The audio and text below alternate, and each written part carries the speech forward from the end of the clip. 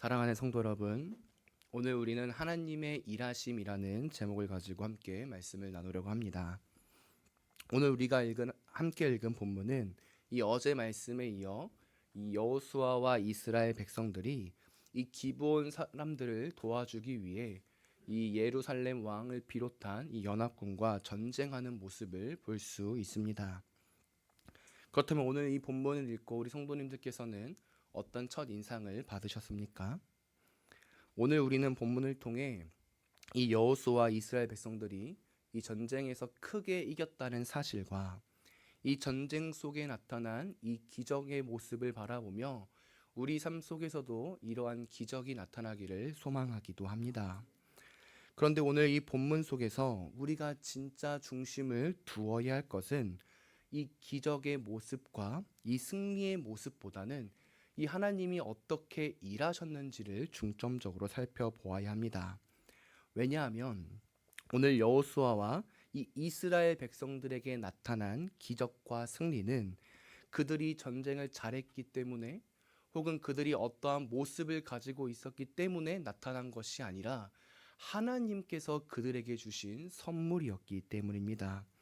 하나님께서 자신의 약속을 이루셨고 지키시기 위해 이러한 놀라운 기적의 모습들을 행하신 것이었습니다. 오히려 오늘 이스라엘 백성들의 모습을 자세히 보면 그들의 모습 가운데 한 가지 아쉬운 모습도 살펴볼 수 있는데요.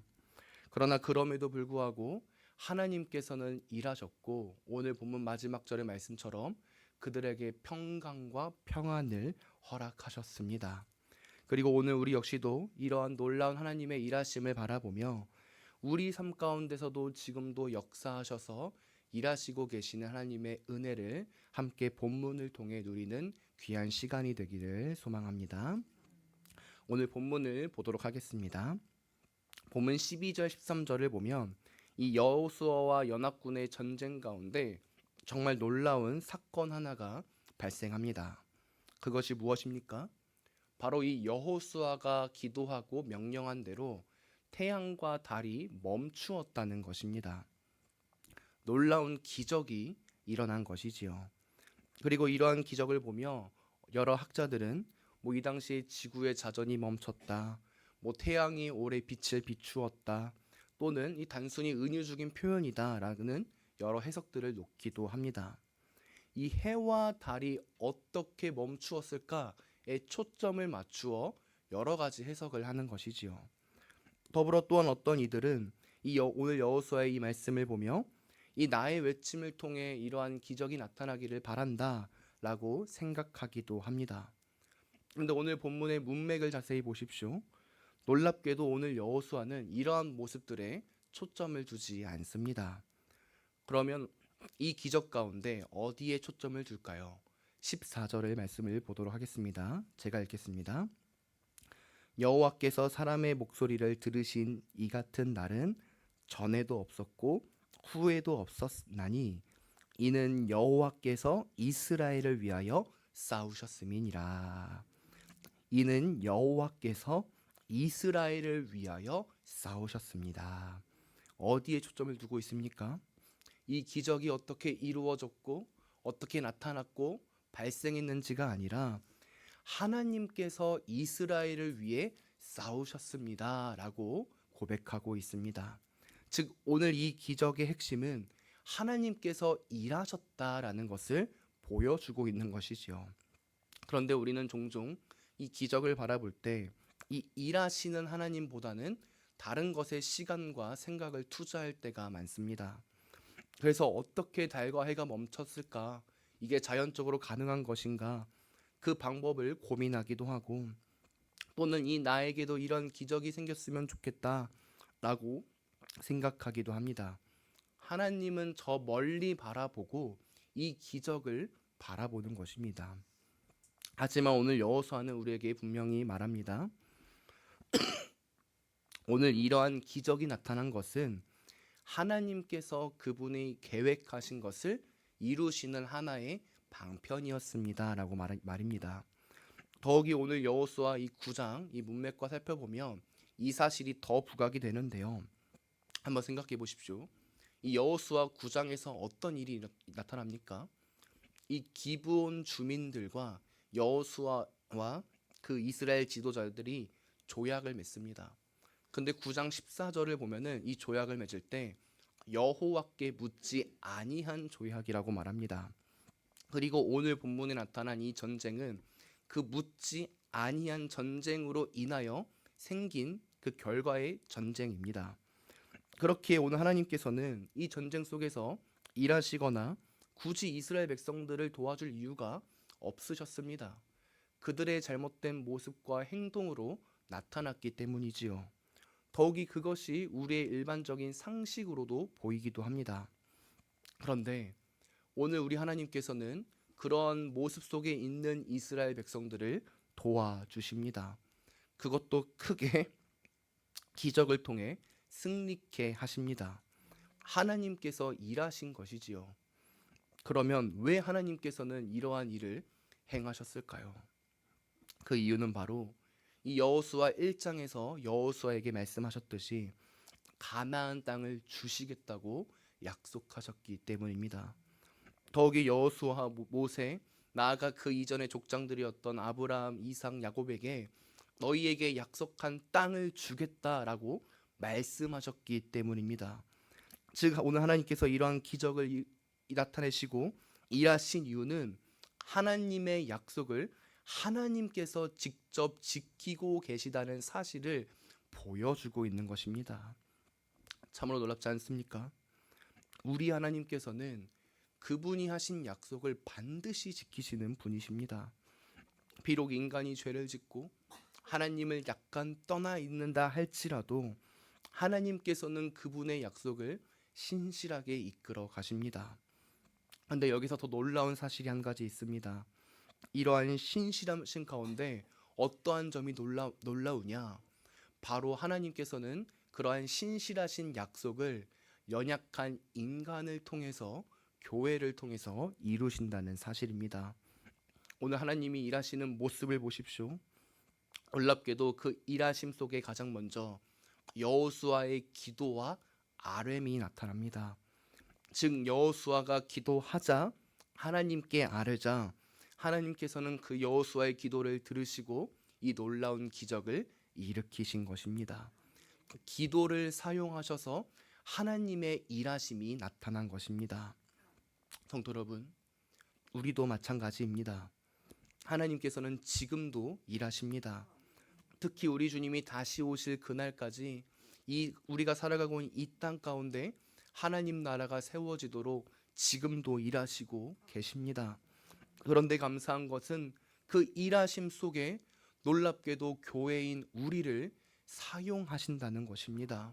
우리와 저 멀리 떨어져서 하나님 스스로 일하시는 것이 아니라 연약하고 죄인된 우리를 사용하셔서 하나님의 크신 계획을 이루시고 계신다는 것입니다. 특히 우리의 기도, 우리의 부르짖음을 사용하십니다. 그렇게 우리는 더 기도해야 합니다. 하나님 앞에 나아가서 기도하고 우리의 모습을 통해 하나님이 역사하시는 그 사건을 바라봐야 하고, 그렇게 하나님이 더 우리를 사용하실 수 있도록 우리가 하나님 말씀 앞에 더 가까이 나아 거룩한 모습으로 바뀌어야 하는 것입니다. 더 말씀을 읽고 더 기도함으로써 하나님이 사용하실 수 있는 자가 되어야 하는 것입니다. 그리고 그럴 때 참된 기적이 나타납니다. 단순히 나의 소망이 이루어지는 기적을 넘어서 하나님의 계획과 뜻이 우리의 교회와 나의 삶을 통해 펼쳐지는 그 놀랍고 아름다운 기적이 나타나는 것입니다. 원하기는 우리 귀한 성도님들께서 이 놀라운 은혜와 기적 속으로 들어가는 오늘 한날이 되기를 소망합니다. 정말로 우리의 삶을 통하여 하나님의 일하심이 나타나고 하나님이 계획하신 그 놀라운 구원의 은혜가 우리를 통해 이루어지는 한날이 되기를 소망합니다. 계속해서 말씀을 보겠습니다. 16절부터 보면 이 이스라엘에서 전쟁을 패한 이 연합군의 왕들이 이 막게다의 굴에 숨은 것을 확인할 수 있습니다. 그리고 이 사실을 여호수아가 알게 되었고 여호수아가 그 막게다 굴을 막습니다. 나아가 그 이후에 여호수아는 이스라엘 백성들을 향해 이 남아 있는 대적들을 다 진멸하라. 하나님이 너희와 함께 하시니 그들을 무찔러라라고 말합니다. 그런데 여기서 보면 한 가지 아쉬운 모습이 나타나는데요. 그것이 무엇일까요? 바로 20절입니다. 제가 한번 읽어보겠습니다. 여호수아와 이스라엘 자손이 그들을 크게 살육하여 거의 멸하였고 그 남은 몇 사람은 견고한 성들로 들어간 고로.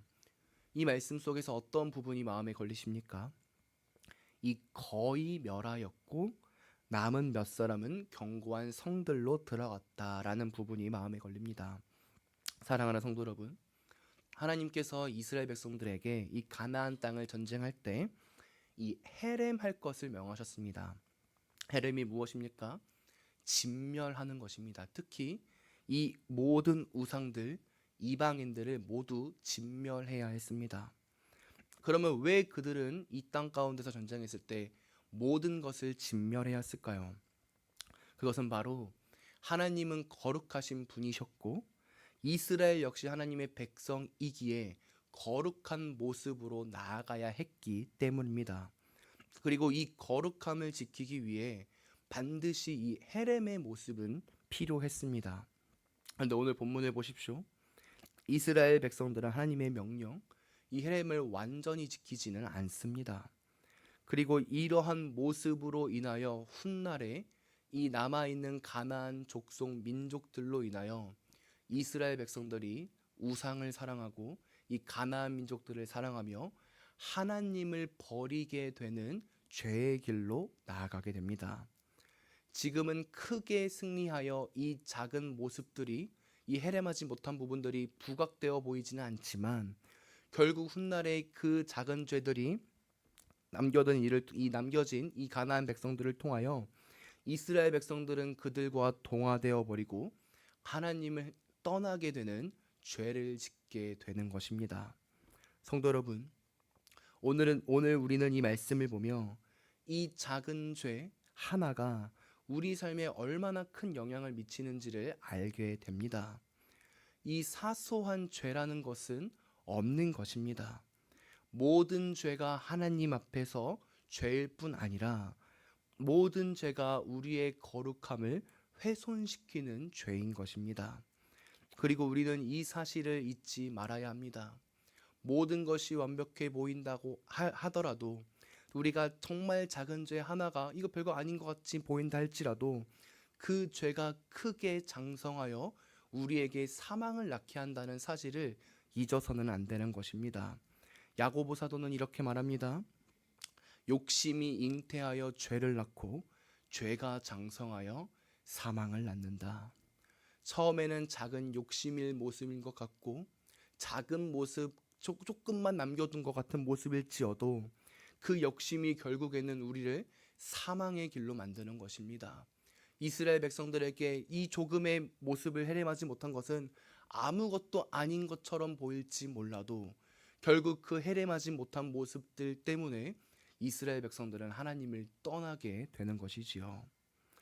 이제 말씀을 마무리하겠습니다. 사랑하는 성도 여러분, 오늘 우리는 본문 말씀을 통해 첫 번째로 하나님의 일하심을 보았습니다. 하나님께서는 오늘도 일하십니다.